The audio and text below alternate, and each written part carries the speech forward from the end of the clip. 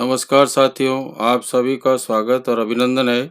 Indian economics के इस class में मैं आज पार्ट 16 आपको आपके सामने प्रस्तुत करूंगा। मैं सत्यनारायण टेलर आप सभी को हार्दिक स्वागत और अभिनंदन करता हूं। दीपावली की शुभकामनाएं। आज अपन इंडियन इकोनॉमिक्स में राष्ट्रीय आय का अनुमान कैसे लगाया जाता है इसके बारे में अध्ययन करेंगे। आइए चर्चा करते हैं। भारत में सबसे पहले 1868 में दादा भाई नौरोजी अर्थशास्त्री, जिसने अपनी पुस्तक poverty and British rule in India में प्रतिपादित वार्षिक आय का सिर्फ 20 रुपये बताया गया है। इसी तरह से डॉक्टर BKR राव ने 1951 में 1948 और 1949 के लिए भारत की कुल राष्ट्रीय आय 8,650 करोड़ रुपए बताई थी। प्रति व्यक्ति उन्होंने आय 246 रुपये 90 पैसे बताया है। राष्ट्रीय आय के संकलन हेतु केंद्रीय सांख्यिकी संगठन सेंट्रल स्टैटिस्टिकल ऑर्गेनाइजेशन की स्थापना भारत सरकार के द्वारा की गई और ये संस्था नियमित रूप से राष्ट्रीय आय की गणना और आंकड़े प्रस्तुत करती है, जिसको हम केंद्रीय सांख्यिकी संगठन या CSO कहते हैं। इसकी स्थापना जो है 1951 में भारत सरकार ने की। इसका मुख्यालय नई दिल्ली में स्थित है और औद्योगिक सांख्यिकी शाखा मुख्यालय कोलकाता में भी स्थापित कर रखी है। राष्ट्रीय आय का आधार वर्ष जो है 2011 और 12 बताया गया है। इसके वार्षिक प्रकाशन को राष्ट्रीय लेखा सांख्यिकी के नाम से जाना जाता है। मूल कीमत पर GVA ग्रॉस वैल्यू एडेड को व्यक्त किया जाता है। उसकी अवधारणा CSO यानी केंद्रीय सांख्यिकी संगठन ने प्रदर्शित की है। United national system of accounting से लिया गया है, जो वहाँ 1993 में उपयोग में लिया गया था। राष्ट्रीय आय की गणना किन किन बातों को शामिल किया जाता है? राष्ट्रीय आय गणना में निम्न आधार बिंदु रखे गए हैं जिस राष्ट्रीय आय का प्लस किया जाता है। सबसे पहले आय गणना वर्ष और उत्पादित अन्य वस्तुओं और सेवाओं को कंबाइंड किया जाता है। सरकार द्वारा जनता को प्रदत्त निःशुल्क सुविधाएं देती है, उसको भी राष्ट्रीय आय में शामिल किया जाता है। कंपनियों के लाभांश जो कंपनियों के लाभ के भाग देने से प्राप्त होते हैं, उनको भी राष्ट्रीय आय में कैलकुलेट किया जाता है। सेवानिवृत्त पेंशन जो कर्मचारियों को और पारिश्रमिक का भाग होता है, उसको भी राष्ट्रीय आय में शामिल किया जाता है। भविष्य निधि कोष प्रोविडेंट फंड मालिकों का अंशदान जो होता है, वो भी एक हिस्सा है। स्वयं उपभोग के लिए किया गया उत्पादन, उसको भी राष्ट्रीय आय का एक हिस्सा माना जाता है। संसद सदस्यों की दे जाने वाला भत्ता जो हर साल दिया जाता है, उसको भी उसका एक हिस्सा माना जाता है। भारतीय बैंकों तथा संस्थानों की विदेशी शाखा द्वारा अर्जित लाभ भी राष्ट्रीय आय का हिस्सा है। इन सभी बिंदुओं को एवं तथ्यों को राष्ट्रीय आय की नेशनल इनकम में शामिल किया जाता है और फिर गणना की जाती है। आधार बिंदु रखते हुए नेशनल इनकम की गणना में निम्न को भी शामिल नहीं किया जा सकता है। जो बातें शामिल नहीं की जाती है, सबसे पहले नई या पुरानी वस्तुएं जो पहले से चल रही है और उत्पादित नहीं हो रही है, उसको उसमें कैलकुलेट नहीं होता है जिस वर्ष राष्ट्रीय आय की गणना की जा रही है। वित्तीय सौदे और शेयर, ऋण पत्र और आदि का क्रय विक्रय राष्ट्रीय उत्पाद में कोई प्रत्यक्ष प्रभाव नहीं पड़ता है। ब्रिटिश विदेशों से प्राप्त उपहार, पूंजीगत लाभ या हानि, अप्रत्याशित लाभ, हस्तांतरण युक्त भुगतान जैसे वृद्धावस्था पेंशन, बेरोजगारी भत्ता, अन्य निःशुल्क सेवाएं, ये हिस्सा नहीं है। एक फर्म द्वारा दूसरे फर्म को दिया जाने वाला लाभांश, मध्यवर्ती वस्तुओं को अन्य वस्तुओं के तैयार होने से आगत के रूप में प्रयुक्त होती है। घिसावट या डेप्रिसिएशन या पूंजी का उपभोग, ये सकल उत्पाद का हिस्सा होता है पर शुद्ध उत्पाद में शामिल नहीं किया जाता है। परोक्ष कर सकल उत्पाद में सम्मिलित होता है पर राष्ट्रीय आय में उसको नहीं जोड़ा जाता है। विदेशी तकनीक की विशेषज्ञों को दिया गया वेतन जो होता है, वो भी हमारे राष्ट्रीय आय में उसके कैलकुलेट नहीं होता है। वास्तविक राष्ट्रीय आय जो है, आय किसी भी आधार वर्ष से सापेक्ष शुद्ध राष्ट्रीय आय उत्पाद होती है।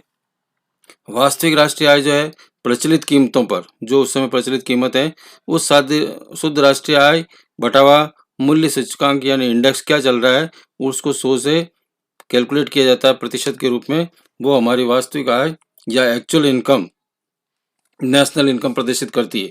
प्रति व्यक्ति आय पर कैपिटा इनकम, राष्ट्रीय आय को देश की इंडिया में इनकम के रूप में कुल जनसंख्या से विभाजित कर दी जाती है। वो प्रति व्यक्ति आय प्राप्त होती है। प्रति व्यक्ति आय बराबर राष्ट्रीय आय बटावा देश की समस्त वर्ष की जनसंख्या का भाग दे दिया जाए, या नेशनल इनकम बटा जनसंख्या प्रति व्यक्ति आय या पर कैपिटा इनकम प्रदर्शित होती है। राष्ट्रीय व्यय योग्य आय, नेशनल डिस्पोजेबल इनकम, यानी किसी भी अर्थव्यवस्था में विशेष वर्ष के लिए परिवारों को सभी स्रोतों से प्राप्त आय में से सरकार द्वारा उनकी आय घटा दी जाए तो संपत्तियों पर लगाए गए कर का भुगतान करने के बाद शेष रकम को राष्ट्रीय व्यय योग्य आय नहीं कहा जाता है। इस प्रकार उनकी क्रय शक्ति, परचेजिंग पावर जो होती है, उससे मापा जाता है और पर्सनल इनकम को निकाला जाता है। राष्ट्रीय योग्य आय बराबर पर्सनल इनकम माइनस प्रत्यक्ष कर को लेस कर दिया जाए तो हमारे को राष्ट्रीय योग्य आय प्राप्त होती है। व्यक्ति का आय जो है वो पर्सनल इनकम किसी भी वर्ष में देश के समस्त निवासियों को होने वाली वास्तविक आय को व्यक्तिगत आय कहा जाता है। भारत में राष्ट्रीय आय के अनुमान के लिए अर्थव्यवस्था के सभी क्षेत्रों को 6 बड़े क्षेत्रों में अथवा 14 उप क्षेत्रों में बांटा गया है और उसी के अनुसार उसका वर्गीकरण किया जाता है। जैसे सबसे पहले प्राथमिक क्षेत्र आता है हमारा, तो प्राइमरी सेक्टर होता है। उस प्राइमरी सेक्टर में कृषि, वानिकी, मछली पालन, वन तथा उत्खनन उद्योग आते हैं, वो माइनिंग एंड क्वेरिंग उद्योग। द्वितीय या सेकेंडरी सेक्टर होता है, उसमें विनिर्माण या मैन्युफैक्चरिंग और निर्माण, कंस्ट्रक्शन, बिजली, गैस और जल आपूर्ति संबंधी बातें क्षेत्र में शामिल की जाती है। थर्ड हमारा आता है परिवहन या संचार व्यापार वाला क्षेत्र होता है, जिसमें transport and communication and trade, परिवहन, भंडार और संचार व्यापार, होटल और रेस्टोरेंट इसमें कंबाइंड किए गए। वित्त एवं वास्तविक संपदा, फाइनेंस एंड रियल एस्टेट में बैंकिंग, बीमा, वास्तविक संपदा, भवनों का स्वामित्व, व्यावसायिक सेवाएं इसमें कंबाइंड की गई है। सामुदायिक एवं निजी सेवाएं, सार्वजनिक प्रशासन तथा सुरक्षा, अन्य सेवाएं इसमें सेवाओं को सम्मिलित किया। विदेशी क्षेत्र में फॉरेन सेक्टर के अंतर्गत विदेशी व्यापार व इंटरनेशनल ट्रेड भी इसको कंबाइंड किया गया है। राष्ट्रीय आय को मापने की जो विधियां हैं भारत में, राष्ट्रीय आय का कैलकुलेशन कैसे, कौन कौन सी विधियां लागू की गई है, तो उस विधियों के बारे में हम अध्ययन करें तो उसमें 3 विधियां मुख्य रूप से बताई गई है। उत्पत्ति गणना विधि या उत्पाद गणना विधि, इस पद्धति के अंतर्गत देश में एक वर्ष में उत्पादित अंतिम वस्तुएं कौन कौन सी थी और सेवाओं का शुद्ध मूल्य क्या था, उसके उपयोग को अंतिम उपज का योग कहा जाता है। ये वास्तव में सकल घरेलू उत्पाद को दर्शाता है। राष्ट्रीय आय की गणना के लिए सकल घरेलू उत्पाद के मूल्य के रूप में विदेशों में अर्जित शुद्ध आय को जोड़ा जाता है तथा मूल्य ह्रास को घटा दिया जाता है। आय गणना विधि, इस पद्धति में राष्ट्रीय आय की गणना के लिए विभिन्न क्षेत्रों में कार्यरत व्यक्तियों, कर्मचारियों, व्यावसायिक उपक्रमों शुद्ध आय का योग प्राप्त होता है। उपभोग बचत विधि के अंतर्गत, इस विधि में व्यय विधि भी कहते हैं इसको, इस विधि के अनुसार कुल आय या तो उपभोग व्यय की जाती है अथवा बचत पर। चूंकि इससे संबंधित आंकड़े आसानी से उपलब्ध नहीं होते हैं, इसलिए इसका प्रयोग कम किया जाता है। भारत में राष्ट्रीय आय की गणना, हमारे इंडिया में राष्ट्रीय आय की गणना मुख्य रूप से उत्पाद गणना विधि द्वारा की जाती है, जिसका हमने प्रथम रूप में अध्ययन किया है। यह आय गणना विधि का प्रयोग किया जाता है। प्रति व्यक्ति आय, पर कैपिटा इनकम आकलन 2 प्रकार से होता है, परंपरागत विधि द्वारा और नूतन विधि द्वारा। परंपरागत पद्धति प्रति व्यक्ति आय की गणना संबंधित राष्ट्र की मुद्रा और विनिमय दर के आधार पर की जाती है। नूतन पद्धति के अनुसार प्रति व्यक्ति आय की गणना संबंधित राष्ट्र की मुद्रा की क्रय शक्ति, परचेजिंग पावर के आधार पर की जाती है। घाटे की वित्त व्यवस्था या हीनार्थ प्रबंधन, डेफिसिट फाइनेंस के अंतर्गत जब सरकार के द्वारा आय से अधिक व्यय किया जाता है तो ये आय व्यय बजट तैयार किया जाता है जो डेफिसिट बजट के रूप में होता है। इस आय व्यय के उत्पन्न घाटे को लिए जो व्यवस्था की जाती है उसे घाटे की व्यवस्था ही कहा जाता है। इस घाटे को विदेशों से ऋण लेकर, आंतरिक क्षेत्र से ऋण लेकर अथवा पत्र मुद्रा निर्गमित करके पूरा किया जाता है। अमेरिका में घाटे की व्यवस्था का तात्पर्य सार्वजनिक ऋण से समझा जाता है। पत्र मुद्रा निर्गमित जो है वो ऋण लेने की या घाटे का बजट जब पेश किया जाता है, फॉर एग्जाम्पल विदेशों के अंतर्गत, जैसे श्रीलंका में वर्तमान स्थिति के अंतर्गत जो डेफिसिट बजट के संकट उत्पन्न हो गया है उसको पूरा करने के लिए उसकी सरकार ने कुछ बॉन्ड जारी किए हैं जो लोगों ने खरीद कर उससे ऋण लेकर सरकार अपने घाटे को पूरा करने जा रही है। इसी प्रकार से अमेरिका में भी घाटे की अर्थव्यवस्था के वित्त में हमने कहा है कि सार्वजनिक ऋण से समझा जाता है, यानी सरकार क्या करती है, सार्वजनिक क्षेत्रों में विभिन्न प्रकार के बॉन्ड या मुद्रा निर्गमित करती है अपने घाटे को पूरा करने के लिए, और उसको सार्वजनिक ऋण लेकर उस घाटे को पूरा किया जाता है। अमेरिका में अर्थशास्त्र के अनुसार जब भी वह आय से अधिक हो तो उसकी पूर्ति से भी सभी अथवा बैंकों से ऋण लेकर किया जाता है। ये घाटे की अर्थव्यवस्था जो अभी हमने अध्ययन किया है। भारत में भी यही स्थिति है।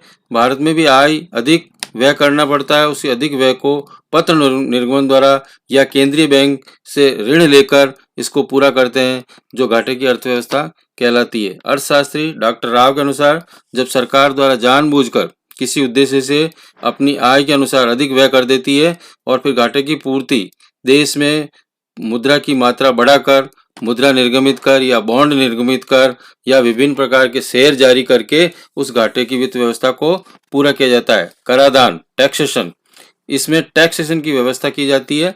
कर, टैक्स एक प्रकार से अनिवार्य भुगतान है जो सभी नागरिकों को या कर्मचारियों को करना अनिवार्य है, जो उस व्यक्ति के अनिवार्य रूप से सरकार को देना होता है, जो भी कर आधार होता है, टैक्स बेस से संबंधित होता है। कर आधार से अभिप्राय हमारा ये है कि जिसको आधार बनाकर लगाया जाए, जैसे आयकर, इनकम टैक्स, जो सरकार को इनकम कर्मचारियों या विभिन्न स्रोतों से प्राप्त होती है, उस पर उसका टैक्स लगाया जाता है, वो इनकम टैक्स के रूप में होता है। उत्पादन शुल्क के रूप में जो प्रोडक्शन होता है उस पर शुल्क लगाया जाता है, उसे उत्पादन शुल्क के रूप में प्राप्त होता है।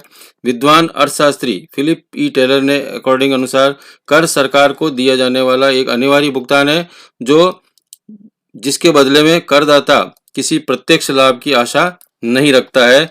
सेलिगमैन के अनुसार कर सरकार को दिया जाने वाला उस प्रकार का अनिवार्य अंशदान है जो सबके समान हितों को लिए होता है और करने वाले खर्चों के भुगतान में अदा करता है, जिसका मिलने वाला विशेष लाभों से कोई संबंध नहीं या रिलेशन नहीं होता है। वेस्टोबेल्स के अनुसार कर किसी भी व्यक्ति या व्यक्तियों के समूह की संपत्ति का वह भाग होता है जो सार्वजनिक सेवाओं को चलाने के लिए अनिवार्य रूप से वसूल किया जाता है। प्रोफेसर डी मार्को, कर नागरिकों की आय का एक भाग अंश है जिसे सरकार सामान्य सार्वजनिक सेवाओं के उत्पादन के आवश्यक साधन जुटाने के लिए लेती है। करों का वर्गीकरण जो किया गया है, करों को प्रत्यक्ष या परोक्ष भाग में दो भागों में बांटा गया है और बांटने की परंपरा अत्यंत प्राचीन रही है। सामान्य रूप से जब भी कर देयता या इम्पैक्ट और कर की बाह्यता इंसाइडेंस एक ही व्यक्ति पर रहती है तो उसे प्रत्यक्ष कर कहते हैं, जिसे डायरेक्ट टैक्स बोलते हैं। इसके विपरीत जब भी कर की देयता इम्पैक्ट अथवा बाह्य कर के रूप में होती है तो भिन्न भिन्न व्यक्तियों पर अलग अलग होती है और उसे अप्रत्यक्ष कर के लिए इनडायरेक्ट टैक्स भी बोला जाता है। आनुपातिक और प्रगतिशील या प्रतिगामी या अधोगामी कर, करों की दरें जो है करदाता की आर्थिक शक्ति के आधार पर चार भागों में बांट के इसको अध्ययन किया गया है। आनुपातिक कर वह कर है जो आय के अनुपात में लगाया जाता है, अर्थात आय चाहे कितनी भी हो एक निश्चित दर तक अथवा उसके प्रतिशत लेना, जो भारत सरकार जो है वित्त मंत्रालय उस टैक्स का निर्धारण करती है और उसकी अलग अलग दरें जो निर्धारित की जाती है 10%, 20% जैसा भी है उसके स्टेप बताए गए, उसके अनुसार उसको कर देना अनिवार्य है। प्रगतिशील कर, प्रोग्रेसिव टैक्स, प्रगतिशील कर वह है जिसके कर की प्रतिशत दर आय में वृद्धि के साथ बढ़ती है, अर्थात जितनी अधिक आय होगी प्रगतिशील करारोपण होने पर कर की उतनी ही देनी अधिक होगी। प्रगतिशील कर व्यवस्था करदान समता के अनुकूल होने के कारण समाज में आर्थिक समानता अथवा स्थायित्व को बनाए रखने में सहायक है। प्रगतिगामी कर, जब कर का भार संपन्न होता है तो लोगों को अपेक्षा निर्धनों पर अधिक पड़ती है तो उस कर को अवरोही या प्रतिगामी कर कहा जाता है। अधोगामी कर, जब आय में वृद्धि के साथ करों की दरों में बहुत मंद गति से वृद्धि होती है तो इस प्रकार से इस कर को अधोगामी या ह्रासमान प्रगतिशील कर कहा जाता है। इस व्यवस्था में कर का भार धनी वर्ग पर निर्धनों की तुलना में अपेक्षाकृत कम होता है। विशिष्ट कर अथवा मूल्य अनुसार कर, specific tax and added value tax, जिसमें विशिष्ट कर स्पेसिफिक टैक्स में जब कर वस्तु की मात्रा अथवा भार के अनुसार लगाया जाए उसे विशिष्ट कर कहा जाता है। मूल्य अनुसार कर, एडेड वैल्यू वॉल्वरम टैक्स, जब कर वस्तु के अनुसार मूल्य में लगाया जाता है तो उसे मूल्य अनुसार कर कहते हैं। जैसे चीनी के मूल्य पर प्रति रुपये 5 पैसे की दर से कर लगाया जाए तो उसको मूल्य अनुसार कर बोला जाता है। व्यक्तिगत या अव्यक्तिगत कर, पर्सनल टैक्स या इम्पर्सनल टैक्स में कुछ व्यक्तियों द्वारा लगाया जाता है, जैसे तीर्थ स्थानों पर या पहाड़ी स्थानों पर या पर्यटकों पर घूमने के लिए आते हैं तो उनसे प्रवेश कर के रूप में वसूला किया जाता है। वो प्रवेश शुल्क, उसे टोल टैक्स भी बोला जाता है। अव्यक्तिगत कर, इम्पर्सनल टैक्स में जब कोई भी कर वस्तु के उत्पादन, निर्माण, क्रय, विक्रय आदि पर लगाया जाता है, जैसे शराब के अनुसार उत्पादन अथवा विक्रय पर कर लगाया जाए, ऐसे करों की अव्यक्तिगत कर या इम्पर्सनल टैक्स बोला जाता है। Thank you for this video.